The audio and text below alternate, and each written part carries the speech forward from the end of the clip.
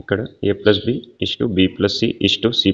యొక్క నిష్పత్తులు 4:5:7 అని ఇచ్చాడు.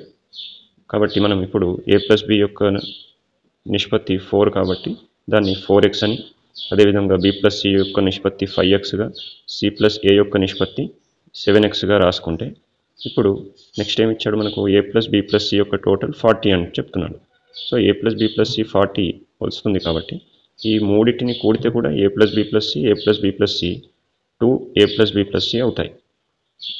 కాబట్టి నేను కూడుతున్నాను ఇప్పుడు. అలాగే RHSలో కూడితే ఏమవుతుంది, 16x అవుతుంది. ఇప్పుడు ఈ a+b+c యొక్క వాల్యూ ఏదైతే ఉందో అది 40 అని మనకు ఆల్రెడీ ఇచ్చి ఉన్నాడు క్వశ్చన్లోనే.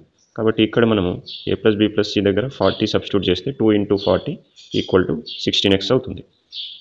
ఇప్పుడు 240 80, ఈ 16ని మనం లెఫ్ట్ సైడ్ తీసుకొస్తే x = 80/16 అని రాయొచ్చు. ఇప్పుడు ఈ రెండు లవహారాలు కూడా 16 టేబుల్లో పోతాయి కాబట్టి 16 5 ఇది 16 1 కటింగ్ అయితే ఇప్పుడు x వాల్యూ ఏమవుతుంది, 5 అవుతుంది. ఇప్పుడు మనకు అడిగింది ఏంటి, c వాల్యూ ఎంత అని కనుక్కోమన్నాడు. సో c వాల్యూ ఎలా వస్తుంది అంటే గమనిస్తే ఈ a+b+cలో నుండి ఈ a+bని తీసేస్తే వచ్చేస్తుంది. కాబట్టి c = a+b+c - a+b అని రాయవచ్చు. కానీ ఆల్రెడీ మనకి a+b+c వాల్యూ 40 అని ఉంది కాబట్టి దాన్ని ఇక్కడ సబ్స్టిట్యూట్ చేస్తే, అలాగే a+b యొక్క వాల్యూ 4x అని ఉంది.